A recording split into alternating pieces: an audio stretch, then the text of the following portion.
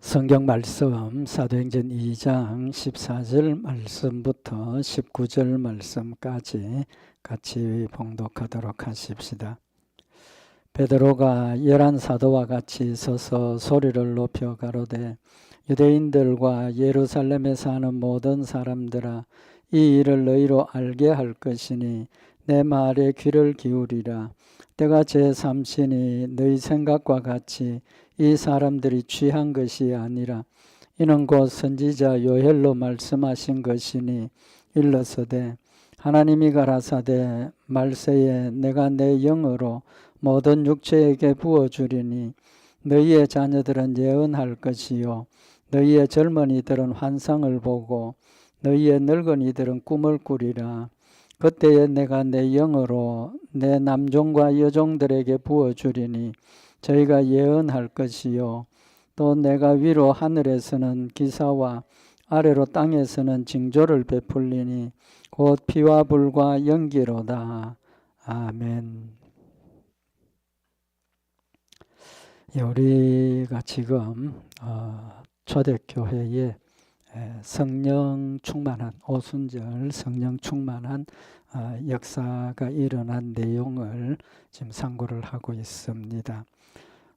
성령의 역사가 이제 처음 일어나는 거죠. 하나님께서 성령이 우리에게 오셨다는 것을 보여주시는 겁니다. 믿을 수 있도록 보여주시는 건데, 그래서 그 성령의 은사가 나타나는 것을 성령의 나타남이라고 말씀을 드렸습니다. 그래서 성령의 존재가 우리에게 있다는 것을 믿을 수 있도록 능력의 역사들을 나타내 보여주셔서 성령이 우리와 함께 계신다, 오셨다는 걸 증명해 주시는 거죠. 그래서 교회 역사의 최초의 그 은사가 뭡니까? 우리 말씀 상고했던 것처럼 방언의 역사입니다. 그죠? 오순절날 방언의 역사가 일어나서 성령이 임하신 모습들을 초대교회 성도들뿐만 아니고 거기에 있는 유대인들, 예수를 믿지 않는 유대인들에게까지 성령의 역사가 나타난 것을 보여주셨습니다. 두 번째로 이 성령의 역사, 은사가 나타난 내용이 뭡니까? 오늘 여기 14절 이하에 나타나는 모습이 성령의 충만한 역사가 우리에게 임했을 때 우리의 모습이 어떻게 변하는가, 그 은사, 성령의 능력이 우리를 어떻게 변화시키는가 하는 것을 지금 보여주시는 말씀입니다. 그 두 번째 은사는 뭡니까? 여기 14절에 보면 베드로가 11사도와 같이 서서 소리를 높여 가로되 유대인들과 예루살렘에 사는 모든 사람들아, 이 일을 너희로 알게 할 것이니 내 말에 귀를 기울이라. 지금 이 모습은 베드로가 성령의 충만한 그 역사를 받아서, 성령의 충만함을 받아서 일어나서 첫째로 소리를 높여 가로되 그랬습니다. 그래서 담대하게, 당당하게 복음을 전하는 그런 모습을 지금 우리에게 보여주고 있죠. 두 번째로 베드로의 모습이 어떤 모습입니까? 유대인들과 예루살렘에 사는 모든 사람들아, 이 일을 너희로 알게 할 것이니 내 말에 귀를 기울이라. 지금 서서 내 말 좀 들어라, 그 말이죠. 내 말 좀 들어라. 왜 내 말 들으라는 겁니까? 지금 오순절 성령 강림의 역사가 일어나서 방언을 막 하고 이러니까 거기에 있던 유대인들이 보고 놀랐죠. 그죠? 놀라면서 뭐라고 그럽니까? 세술에 취했다, 술 취한 모습이다라고 이야기를 하죠. 근데 베드로가 일어나서 담대하게 이야기하기를 내 말 들어라, 내 말 좀 들어라. 내가 이 일이 어떻게 되어지고 어떤 의미가 있는지 너희들에게 말하겠다라고 지금 이야기를 하고 있는 겁니다. 두 가지죠. 베드로가 아주 연약하고 무력하고 도망가던 그런 사람이 이제는 성령 충만함을 입어서 당당하게 일어서서 복음을 전하는 이제 그런 담대한 모습을 보여주고 있고, 두 번째로 이 일을 너희로 알게 할 것이니 내 말에 귀를 기울이라 라고 하는 것은 지금 일어난 이 일, 지금 일어나고 있는 이 일이 어떤 것인가 하는 걸 내가 너희에게 설명하겠다는 겁니다. 알려주겠다는 거죠. 그 말은 어떤 의미가 있습니까? 지금 일어난 이 내용을 정확하게 알고 있다는 겁니다. 이게 무슨 뜻인지, 어떻게 일어난 건지, 어떤 결과가 있을 것인지, 하나님과의 관계가 어떤 것인지 구체적으로 내가 설명해 주겠다라는 말이죠. 그 말은 무슨 말입니까? 베드로가 지식이 있는 사람입니까? 없는 사람입니까? 성경적인 지식이 전혀 없는 사람 아닙니까? 전혀 없는 사람입니다. 그럼에도 불구하고 일어서서 내가 이 일을 너희에게 알게 하겠으니까 내 말에 귀를 기울이라. 그것은 지금 이 내용, 지금 일어난 방언이 일어나고 성령 충만한 역사가 일어난 이 내용을 베드로가 알고 있습니까? 모릅니까? 알고 있으니까, 정확하게 알고 있으니까 내가 이 일에 대해서 너희들에게 설명하겠다라고 나서는 거죠. 그래서 성령 충만함의 첫 번째 역사가 방언의 역사였습니다. 그럼 성령 충만함의 두 번째 역사는, 은사는 어떤 모습입니까? 담대한 사람이 된 겁니다. 누구를 위해서? 하나님을 위해서 믿음 위에 서서 담대한 사람이 되었다는 겁니다. 두 번째는 뭡니까? 이제 말씀드린 것처럼 하나님 주신 역사를, 내용을 이해를 했다는 거죠. 하나님의 역사에 대한 지식을 가지게 되었다는 겁니다. 그래서 성령의 역사가 사실은 지금 베드로가 일어서서 담대하게 복음을 전하는 이 일이 성령 충만한 역사의 핵심적인 모습입니다. 사실은 우리가 좀 늘 안타까운 마음이 뭐냐 하면 성령 충만함의 역사를 첫 번째 오순절날 방언의 역사가 일어났기 때문에 이 방언이 아주 우선적인, 성령 충만함의 열매에 방언이 최우선적인 어떤 그런 의미를 가지게 되는 것을 늘 안타깝게 생각을 합니다. 그래서 심지어 어떤 일들이 있었습니까?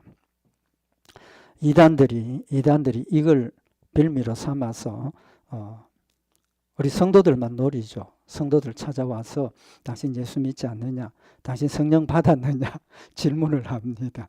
성령 받았느냐? 질문을 하면 우리 성령 받았습니까? 안 받았습니까? 받았죠. 받았으니까 예수님을 나의 구주로 믿음을 고백을 하는 겁니다. 그게 핵심적이고 그것만 있으면 성령 받은 겁니다. 근데 질문하기를 오순절 성령 강림의 방언의 역사가 있었는데 성령 받았다는 증거는 뭐 해야 된다는 겁니까? 방언을 해야 된다는 겁니다. 방언 못하면 성령 못 받은 거다. 이렇게 공격을 하고 유혹을 하죠. 그래서 나 방언 못해. 나도 방언 못합니다. 그럼 내가 성령 못 받은 겁니까? 그래서 미혹을 하고 성도들을 데려가서 우리한테 가면 성령 받게 해준다고. 성령 받게 해주는데 뭐 방언하게 해준다고. 그리고 데려가서 방언을 가르칩니다. 가르쳐. 이단들이 이렇게 이용을 하는 거예요. 그래서 사실은 방언의 역사도 중요하지만 그건 은사로 하나님께서 필요에 따라서 나누어 주시는 것이고 지난 시간에 말씀드린 것처럼 이 방언은 내 개인을 위해서 또 믿지 않는 자들을 위해서 하나님의 존재를 보여주시기 위한 목적이고 하나님께서 우리에게 원하시는 핵심적인 성령 충만함의 역사는 하나님의 말씀이 우리에게 깨달아지고 믿어지고 말씀대로 순종하는 성령의 열매를 맺게 하는 그것이 핵심적인 성령의 역사라는 겁니다. 그래서 오늘 여기 사도 바울이 성령 충만함을 받고 변화가 됐지 않습니까? 어떤 모습으로 변화됐습니까? 사도 베드로가 굉장히 예수님 살아계실 때 연약했던 사람 아닙니까? 큰 소리는 쳤습니다. 그죠? 큰 소리는 쳤습니다. 근데 실제로는 연약한 사람이었지 않습니까? 그래서 예수님께 나 예수님 죽는 데까지 따라갈 준비가 되어 있고 예수님 죽는 데까지 따라가겠습니다. 해놓고 예수님 잡힐 때 어떻게 했습니까? 다 도망가 버렸지 않습니까? 도망가 버렸을 뿐만 아니라 예수님 잡혀서 재판받고 있는 그 자리에 멀찍이 따라가다가 이제 거기 가서 앉았는데 너 예수님하고 같이 있었지 않느냐 했을 때 베드로가 뭐라고 그랬습니까? 죽는 데까지 따라가겠습니다 했으면 어떻게 해야 됩니까? 그래 나 예수님하고 같이 있었어. 나도 잡아가. 이렇게 해야 되는데 나 모른다고. 3번이나 부인을 하고 마지막에 저주까지 하면서 나 모른다고. 그런 연약한 모습의 사람이었습니다. 뿐만 아니라 예수님 부활하신 모습을 보여주시고 부활하신 예수님 찾아오시고 사명을 주시고 그들을 위로하시고 힘을 주셨는데 베드로는 어떻게 했습니까? 부활하신 예수님 만났지만 나 고기 잡으러 간다 라고 물고기 잡으러 간 생업으로 돌아가 버린 그런 모습이었습니다. 정말 인간적으로 보면 예수님 책망을 해도 12번도 해야 될 그런 연약한 모습의 사람이었는데 예수님 이제는 성천에서 하늘나라로 가셨습니다. 예수님 계실 때 그랬는데 예수님 이제 떠나버리고 없는데 지금 베드로의 모습이 어떤 모습입니까? 옛날처럼 두려워하고 감추고 도망가는 모습이었다면 사람들이 나타나서 술 취했다, 뭐 이상하다 이랬을 때 주눅이 들어야 되지 않겠습니까? 뭐 대답할 말이 없는 거죠. 그럼에도 불구하고 베드로가 서서 담대하게 복음을 전하게 되는 그런 모습을 보여주고 있는 겁니다. 뿐만 아니라 이제 4장에서도 말씀을 상고하겠지만 이 담대한 모습이 지금 이 처음 열매로만 나타난 게 아니고 그 담대함이 계속 유지가 된다는 겁니다. 사도행전 4장에 보면 나면서 안전병이 된 자를 걷게 하고 사람들이 놀래서 막 그럴 때 베드로가 이건 하나님이 하신 일이고 성령님께서 함께 하신 일이라고 복음을 전하게 될 때 유대인들이 베드로를 붙잡아 가지고 공회에 세웁니다. 그래서 너희가 무슨 권세로 네 이름으로 이걸 가르치고 이 병 낫게 하느냐. 공회면 최고의 지금 법정에 지금 선 겁니다. 보통 사람이라도 또 담대한 사람이라도 그런 법정에 서게 되면 두렵지 않겠습니까? 근데 거기에 베드로가 뭐 합니까? 사도행전 4장 8절에 보면 이에 베드로가 성령이 충만하여 가로되 백성의 관원과 장로들아 만일 병인에게 행한 착한 일에 대하여 이 사람이 어떻게 구원을 얻었냐고 오늘 우리에게 질문하면 너희와 우리 이스라엘 백성들은 알라 너희가 십자가에 못 박고 하나님이 죽은 자 가운데서 살리신 나사렛 예수 그리스도의 이름으로 이 사람이 건강하게 되어 너희 앞에 섰느니라. 주눅 들고 빌어야 될 베드로가 담대하게 서서 이거 왜 일어났느냐? 너희가 잡아서 십자가에 못 박아 죽인 예수 그리스도께서 하나님께서 이 사람 건강하게 했다라고 전하게 되고 또 담대하게 그들이 죽이신 예수 그리스도가 하나님의 아들이었음을 증거하는 그런 담대한 모습을 보여주고 있는 거죠. 무슨 때문입니까? 성령이 충만했기 때문에 성령의 능력으로 하나님께서 그를 강건하게 하시기 때문에 이제는 어떤 위협이 와도 두려워하지 않고 나라의 최고의 권위를 가진 그런 권력자들이 위협하고 죽이려고 할 때 당당하게 서서 복음을 전하는 그런 변화된 모습을 보여주고 있는 거죠. 뿐만 아니라 바울과 바나바도 마찬가지죠. 바울이 제일 앞장서서 예수 그리스도를 핍박하고 교회를 핍박했던 사람인데 바울이 예수님 영접하고 예수님 만나고 난 뒤에 변화되었습니다. 변화되어서 바울이 복음을 전하니까 뭐 베드로나 요한이나 뭐 이런 사람들이 복음 전하는 것보다 지금 사도 바울이 복음 전하는 일이 더 효과적이고 놀라운 일이죠. 왜 그렇습니까? 바울은 가장 앞장서서 예수 믿는 사람 잡아 죽이고 옥에 가두고 교회를 파괴하던 그런 사람인데 그 사람이 변화되어서 파괴하려고 했던 거기 편에 서서 복음을 전하게 되고 이러니까 유대인들이 더 놀라게 되고 유대인들이 더 바울을 죽여야 되겠다는 결정을 하게 되죠. 뭐 베드로 뭐 이런 사람들보다 이 지금 사도 바울이 있어서 복음 전하는 일이 그만큼 더 효과적인 영향이 크다는 것 상식적으로 우리가 알 수가 있는 거죠. 그래서 사도행전 9장에 보면 29절에 또 주 예수의 이름으로 담대히 말하고 헬라파 유대인들과 함께 말하며 변론하니 그 사람들이 죽이려고 힘쓰거늘.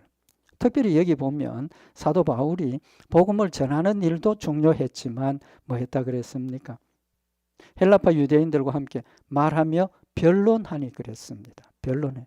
베드로나 다른 제자들은 물론 이런 변론에 능치도 못했고 또 복음 전하는 일이 일방적인 그런 복음을 전하는 모습이었을 수도 있지만 사도 바울은 굉장히 학문적으로도 뛰어나고 모든 것들을 갖춘 그런 사람이죠. 그래서 사실은 지금 우리가 신약 성경에 예수님에 대한 그 교리들, 진리들 이런 것들을 아주 정확하고 분명하게 기록을 하고 우리에게 전달하는 그런 부분들이 남겨져 있는 것처럼 하나님께서는 사도 바울을 그렇게 쓰셨다는 겁니다. 그래서 유대인들과 함께 변론하는 겁니다. 내가 지금 전하는 복음이 복음이 지금 우리가 지금 갑자기 가진 게 아니고 이미 구약 시대에 하나님께서 말씀하신 그 말씀들, 하나님 주신 그 말씀들이 이렇고 이런 관계가 되고 증거를 해주는, 논리적으로 증거를 해주는 그런 귀한 역할을 하는 거죠. 그러니까 더 죽이려고 애를 써요. 제일 처음 타겟이 사도 바울이 된 겁니다. 그래서 죽이려고 힘썼다는 겁니다. 그럼에도 불구하고 사도 바울은 죽음을 각오하고 복음을 전하는 거죠. 그래서 사도행전 14장 3절에 보면 두 사도가 오래 있어 주를 힘입어 담대히 말하니 주께서 저희 손으로 표적과 기사를 행하게 하여 주사 자기 은혜의 말씀을 증거하셨다. 하나님께서 담대히 말할 수 있도록 힘주셨다는 겁니다. 바울과. 그래서 사도행전 19장 8절에 보면 바울이 어디 가서 복음 전하느냐 하면 바울이 회당에 들어가 석 달 동안을 담대히 하나님 나라에 대하여 강론하며 권면했다. 회당은 어떤 곳입니까? 회당은 유대교인들이 하나님을 섬기고 거기 모이는 핵심, 성전에는 못 들어가니까 회당에 모여서 말씀을 가르치기도 하고 기도도 하고 교제도 하고 그곳이 회당입니다. 근데 사도 바울이 다른 데서 전도한 게 아니라 회당에 들어가서 석 달 동안을 예수 그리스도의 복음, 하나님의 나라에 대해서 강론하고 권면하고 전도했다는 겁니다. 그거는 소굴에 죽으려고 들어가서 담대하게 복음 전하는 그런 의미가 아니겠습니까? 그래서 사도 바울이 제일 앞장서서 예수 그리스도를 핍박하고 반대하고 그랬지만 성령이 그에게 충만함이 역사가 일어나니까 성령의 힘을 덧입어서 들어가서 하나님의 말씀을 열심히 전하고 또 순종하는, 실천하는 그런 내용의 모습을 보여주시는 거죠. 그래서 성령 충만이 뭐라고 그랬습니까? 성령의 능력이 충만합니다. 그래서 하나님 주신 능력을 우리가 가질 때 마음에 두려움이 없고 죽음도 두려움이 없고 천국에 산 소망을 확실하게 믿음을 가지니까 이 땅에 그 소용이 없는 자기를 부인하고 자기 십자가를 지는 그런 열매를 맺을 수 있고 성령이 인도하시는 대로 순종하는 그런 열매가 된다라는 사실을 말씀을 하고 있는 겁니다. 그래서 성령 충만함의 첫 번째 모습이 하나님 말씀 위에 서서 담대하게 순종하고 따라가는 성령의 열매를 맺는 그런 모습을 첫 번째로 이야기를 하셨고 두 번째로 좀 전에 말씀드린 것처럼 베드로가 내가 지금 내 말 들어봐라. 내 말 들어봐라. 내가 이 일을 너희로 알게 할 것이다. 이 일을 너희로 알게 할 것이다. 라는 의미는 뭡니까? 좀 전에 처음에 말씀드린 것처럼 베드로가 지금 이 성령 충만함에 방언의 역사가 일어나고 이런 일들이 무슨 일인지 안다는 겁니다. 안다는. 그것은 누가 하신 겁니까? 성령님께서 베드로에게 알게 하신 거죠. 그 이제 뒤에 말씀을 우리가 참고를 하겠지만 여기 16절에 보면 이는 곧 선지자 요엘로 말씀하신 것이니 그랬습니다. 선지자 요엘로 말씀하신 것이다. 지금 일어나는 성령 충만함의 역사로 방언을 하고 막 변화되고 뜨거운 이런 기도하는 그런 역사가 지금 갑자기 되어진 것이 아니고 누가 하나님께서 요엘을 통해서 이미 예언해 주셨고 말씀해 주셨던 것이다 라는 겁니다. 그럼 지금 오순절날 성령 충만한 역사가 일어난 것은 하나님의 예언이 어떻게 된 겁니까? 성취된 거라는 거죠. 성취된 겁니다. 갑자기 되어진 것도 아니고 술 취한 것도 아니고 하나님께서 약속하신 일이 이루어진 것이다 라고 지금 밝히고 있는 겁니다. 그래서 베드로가 담대하게 일어서서 내가 지금 이 일을 내가 너희들에게 지금 설명하겠다 라고 지금 이야기를 하고 하나님께서 깨닫게 하신 그 지식, 예언에 대한 지식을 전하게 되는 거죠. 예수님께서 성령님 보내시겠다고 하시면서 무슨 약속을 하셨습니까? 성령이 오시면 하실 일을 말씀을 하셨죠. 요한복음 14장 26절에 보면 보혜사 곧 아버지께서 내 이름으로 보내실 성령 그가 너희에게 모든 것을 가르치시고 내가 너희에게 말한 모든 것을 생각나게 하시리라 라고 말씀을 하셨습니다. 그래서 우리가 성경을 읽을 때 성령님께서 우리 가운데 역사하셔서 우리로 그 성경의 의미를 깨닫게 하십니다. 이해하게 하십니다. 그래서 하나님께서 그 말씀을 우리가 받아들이게 하시고 또 그걸 알게 하시고 하나님의 뜻을 알게 하셔서 순종하게 하시는 성령의 역사를 지금 베드로가 보여주고 있다는 거죠. 그래서 베드로가 지금 예수님께서 약속하신 말씀대로 내가 아버지께로 너희에게 보낼 보혜사 곧 아버지께로서 나오시는 진리의 성령이 오실 때에 그가 나를 증거하실 것이요. 또 요한복음 16장 13절에 그러나 진리의 성령이 오시면 그가 너희를 모든 진리 가운데로 인도하시리니 성령님이 우리 모든 성도들을 진리 가운데 모든 진리 가운데로 인도하신다는 겁니다. 그러기 위해서는 우리가 뭘 해야 됩니까? 열심히 성경을 개인적으로 날마다 상고할 필요가 있다는 거죠. 상고할 필요가 있다는 겁니다. 그래서 제가 늘 말씀드리는 것처럼 무슨 뜻인지 모릅니다. 저도 성경을 처음 읽을 때는 무슨 뜻인지 모릅니다. 몰랐습니다. 또 지금도 성경을 읽지만 때로는 이게 무슨 뜻인지 모르는 것도 있습니다. 그렇지만 뭐 해야 됩니까? 읽어야 된다는 거죠. 읽는 것. 읽으면 때가 되면 그 말씀이 생각이 나고 또 때가 되면 그 말씀이 나의 삶에 적용이 되고 하나님께서 깨우쳐 주셔서 그 말씀을 한 가지 한 가지씩 우리가 기억을 하게 되고 깨닫게 되고 아 하나님 정말 살아계시는구나. 말씀으로 약속하신 것이 실제로 이루어지는구나. 또 하나님께서 약속하신 내세의 소망이 확실히 이런 것들을 근거로 믿어지는구나. 그래서 우리가 말씀을 통해서 하나님의 뜻을 분별하고 하나님이 원하시는 것이 무엇인지를 깨닫게 되고 그래서 한 가지 한 가지를 순종해 감으로 우리의 삶이 그리스도의 모습을 닮아가고 또 하나님 나에게 주신 사명들을 깨닫고 열매 맺어 간다는 사실을 지금 말씀을 하고 있는 겁니다. 그래서 요한복음 16장 13절에 보면 그러하나 진리의 성령이 오시면 그가 너희에게 모든 진리 가운데로 인도하시리니 그가 자유로 말하지 않고 오직 듣는 것을 말하시며 장래 일을 너희에게 알리시리라 라고 말씀을 하셨고 베드로가 구약 선지자에 대한 내용들을 전혀 배운 사람이 아닙니다. 모르는 사람입니다. 그럼에도 불구하고 베드로가 요엘 선지자의 말씀을 받아들이고 알게 하셔서 그 요엘 선지자로 하신 말씀을 근거로 지금 이 일이 되어졌다라고 전도하게 된다는 겁니다.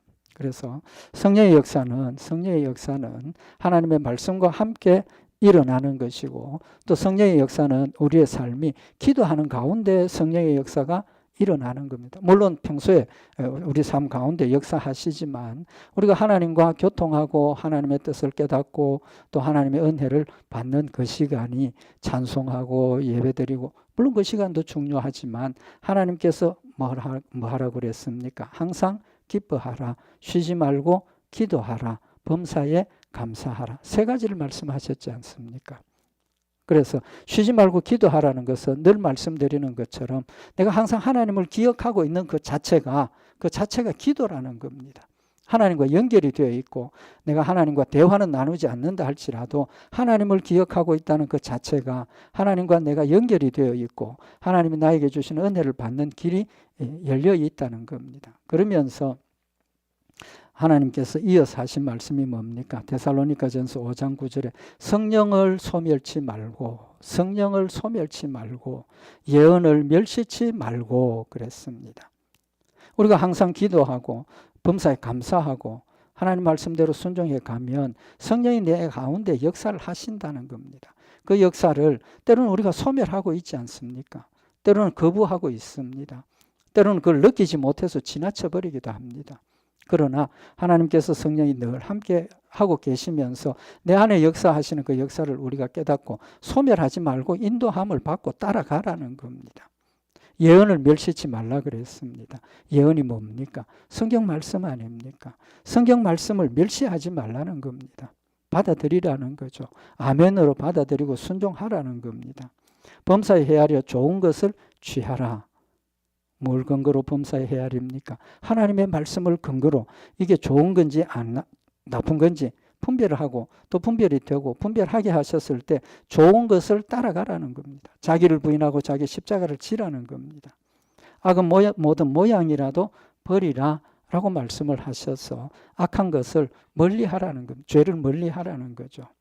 그래서 평강의 하나님이 친히 너희로 온전히 거룩하게 하시고 또 너희의 온 몸, 영과 혼과 몸이 우리 주 예수 그리스도 강림하실 때에 흠없게 보존되기를 원하노라. 하나님께서 우리에게 힘 주신다는 겁니다. 내 힘으로 하는 것이 아니고 하나님께서 온전히 거룩하게 하신다라고 말씀을 하고 있는 겁니다. 그래서 그것이 뭡니까? 성령 충만함의 열매라는 사실을 말씀을 하고 있는 겁니다. 그러면서 오늘 여기 15절에 보면 때가 제3신이 너희 생각과 같이 이 사람들이 취한 것이 아니라, 첫 번째 설명이 뭡니까? 지금 오순절 성령 강림으로 방언을 하는 그 모습이 지금 믿지 않는 자들이 와서 뭐라고 이야기를 합니까? 세술에 취했다라고. 세술에 취했다. 성령의 역사가, 놀라운 성령의 역사가, 은혜가, 축복이 임했는데 그것을 정반대 술 취했다라고 지금 조롱을 하고 있는 거죠. 비난을 하고 있는 겁니다. 거기에 대해서 사도 바울이, 베드로가 너희 생각과 같이 이 사람들이 취한 것이 아니다. 첫 번째 밝히는 것이 술 취한 것이 아니다. 그 근거로 뭘 이야기를 합니까? 이는 곧 선지자 요엘로 말씀하신 것이다 라고 설명을 시작을 하는 거죠. 그래서 술에 취했다고 조롱하는 그 사람들에게 지금 이 너희가 조롱하고 있지만 이 그렇게 술 취한 게 아니다라는 겁니다. 그래서 그 의미를 우리에게 이야기를 하는데, 여기 그들이 새술에 취했다라고 조롱을 했죠. 새술은 새 포도주입니다. 그러니까 많이 익지 아직 발효되기 전에 포도주, 그런 포도주이기 때문에 많이 마셔도 안 취한다고 합니다. 아직 숙성이 안 됐기 때문에 그냥 생포도 먹는 것처럼 많이 취하지 않는다는 거죠. 그리고 중요한 게 뭐냐 하면 여기 술에 취했다 그랬는데 우리가 이 말씀을 가지고 어떤 모습을 생각을 해야 되느냐 하면 술 취한 모습하고 성령에 취한 모습하고 비슷합니다. 비슷해요. 그래서 에베소서 5장 18절에 보면 술 취하지 말라 이는 방탕한 것이니 오직 성령의 충만함을 받으라. 성령 충만함이 성령에 취한 겁니다. 성령에 취한 거예요. 그 의미가 뭡니까? 술 취하면 나를 누가 지배하고 있는 겁니까? 술이 지배하고 있는 거죠. 우리말에 그 표현 아주 저는 정확한 표현이라고 이야기를 하는데, 사람이 술을 마시고 그 다음에는 뭡니까? 술이 술을 마시고 그 다음에 술이 사람을 마신다. 술 취하면 술이 사람을 마셨다는 건 뭡니까? 술이 나를 지배를 한다는 겁니다. 이성도 마비되고 기억도 없고 행동도 없고, 지금 내한테 있는 거는 술에 취해서 술이 지금 나를 이끌고 행동하게 만든다는 거예요. 술 깨고 나면 내가 그때 뭐 했는지도 모른다는 겁니다. 마찬가지로 성령에 취하면 내 의사가 없습니다. 내 뜻이 없습니다. 내가 어떻게 하는지 오로지 누구를 따라갑니까? 성령님이 역사하시는 대로 순종하고 성령이 인도하시는 대로 따라가기 때문에 내 힘으로가 아니라 하나님 주신 힘으로 성령의 충만한 열매를 맺게 된다는 거죠. 그래서 전번에도 말씀을 드린 것처럼 성령 충만함의 모습이 지금 초대교회 성도들의 삶에서 나타났지 않습니까?